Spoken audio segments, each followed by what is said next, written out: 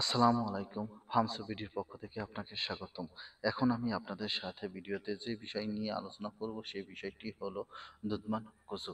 দুধমান কচু নিয়ে আপনাদের সাথে বিস্তারিত আলোচনা করা হবে। আমার এই ভিডিওটি যদি আপনাদের একটু ভালো লেগে থাকে তাহলে প্লিজ লাইক, শেয়ার, কমেন্ট এবং সাবস্ক্রাইব করবেন। আপনাদের কোনো বিষয়ে যদি প্রশ্ন থাকে তাহলে আমাকে কমেন্ট করবেন। আমি পরবর্তী ভিডিওতে সে বিষয়ে উত্তর দিয়ে দিব। দুধমান কচু হলো একটি বিশেষ ধরনের কচু গাছ যা মূলত বাংলাদেশের বিভিন্ন অঞ্চলে জন্মায় এবং এটি খাওয়ার উপযোগী একটি কন্দ জাতীয় সবজি। সাধারণত পাতা বা কচু বা কন্দ হিসাবে রান্না করে ব্যবহৃত হয়।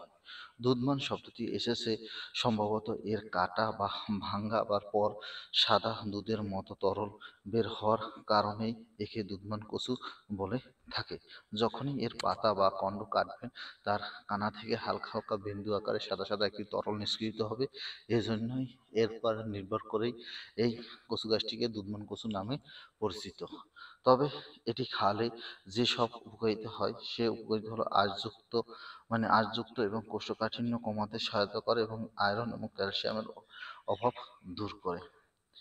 এটি সাধারণত আমরা রান্না করে খেতে পারি। এটির যখন কাণ্ড আছে, কাণ্ড বা ডগা এগুলোও রান্না করে খাওয়া যায়, ভর্তা করে খাওয়া যায় এবং অনেক সময় ভাজি করে তরকারি হিসাবে খাওয়া যায়। এছাড়া পাতাও খাওয়া যায়। কচু বিভিন্ন সময় রান্না করে খাওয়া যায়।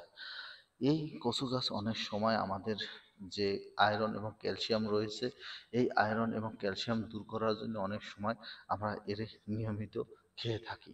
কিন্তু মনে রাখবেন এই কচু গাছগুলো চুলকানি জাতীয় রয়েছে, কেননা এর মধ্যে যদি আপনি সঠিকভাবে সিদ্ধ করতে না পারেন তাহলে একটু চুলকায় বেশি, এবং যেহেতু এটা দুধমান কচু, এই কচুতে চুলকানির পরিমাণটা খুব কম থাকে, এজন্য সবাই এর বেশি করে খায়।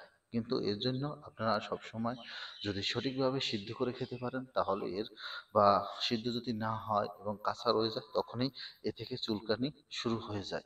আমার এই ভিডিওটি যদি আপনাদের একটু ভালো লেগে থাকে তাহলে প্লিজ লাইক, শেয়ার, কমেন্ট এবং সাবস্ক্রাইব। আপনাদের কোনো বিষয়ে যদি প্রশ্ন থাকে তাহলে কমেন্ট করবেন।